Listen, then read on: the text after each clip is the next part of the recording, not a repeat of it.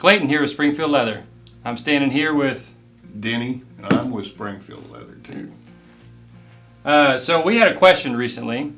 We had a guy having some trouble cutting skirting leather. Now we say skirting leather, we're talking vegetable tan leather, 11 to 13, 12 to 14, 13 to 15, heavy stuff. Yes, very heavy. Comes in all different weights. So are there any other differences for this skirting leather versus regular strap veg tan? No, it's tanned the same way in the same vats. They usually leave skirting leather in the vats a while longer because it's thicker. It takes longer for the tannins to permeate the leather. So other than that, it's tanned exactly the same way as your regular tooling leather would be. So it's more difficult to cut just because it's thicker. It's thicker. Heavier yes. stuff. So how do you go about cutting it usually? Oh, there's a lot of different ways.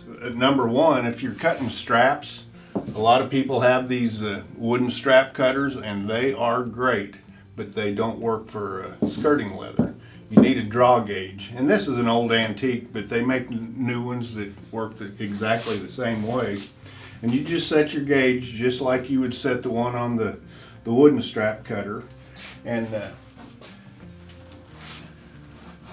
you have to have them sharp.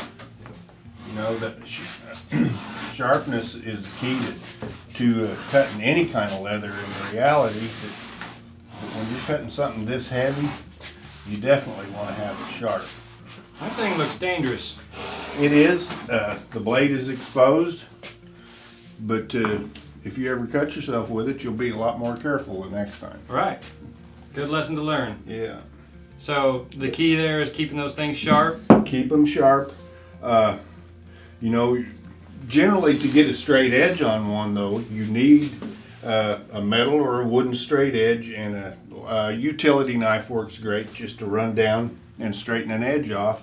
Then you can use your draw gauge to cut straps off of that. But that's all there is to cutting the strap.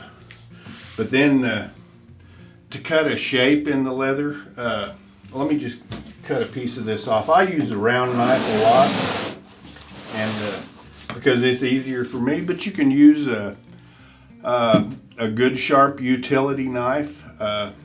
It needs to be heavy duty. An X-Acto knife won't work very well because the blade is pretty long and thin. But I always like to cut on a piece of polyboard. You can cut on wood. If you're using a round knife, rubber doesn't work real well because the knife will stick in the rubber. But I'll cut a piece. Let's just say I'm going to cut an arc in this. I don't know if you can see this that I just drew, but I'll cut it with a round knife. The thing you want to make sure and do is cut all the way through in one pass.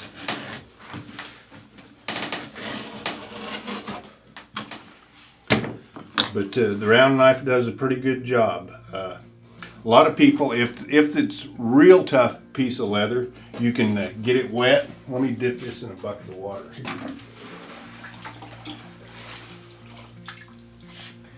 And the water will make it easier to cut. And another thing, most people don't know what a slicker is used for. But if you can see, there's all sorts of waves and lumps and bumps in this. But when you get it wet, you can use this slicker and smooth most of that stuff out. It even gets rid of some fat wrinkles.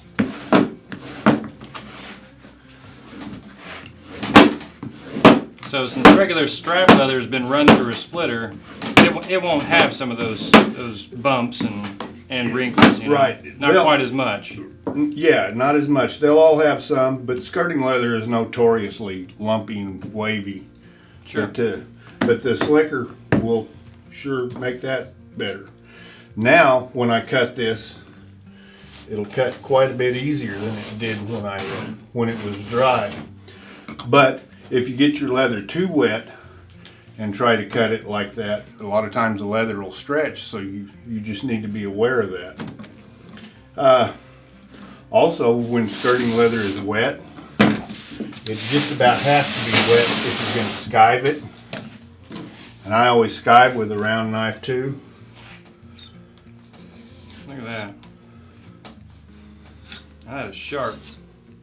Yeah, your tools need to be sharp. Scissors won't work. Scissors just won't. Now let me do this on a piece of dry skirting leather and you'll see the difference. It just makes it rough. Scissors won't work. Let me see that. Yeah, that's not easy. Yeah, that's not going through. We can cut into it, but it ain't coming off. Yeah. And you know, you can do the you can cut with a utility knife also.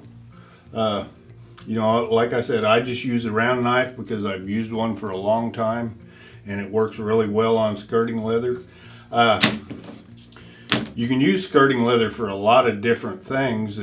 Predominantly horse equipment was what it was used for originally. You know, it's all tanned with tree bark is the main ingredient in it. And when they do that, it takes all of the natural oils and everything out of it. So when you go and wet it, you can shape it and mold it. You know, and you can do the same thing with strap leather, but this is even more so. It's a little bit stretchy. So you can stretch it in places and actually shrink it in places. But, you know, skirting leather is pretty neat stuff. Well, a lot of good things there. Keep your tools sharp. Make sure you got the right tools for the job, and you can get through it. All right. Hope you guys enjoy the tip. You guys have a great day.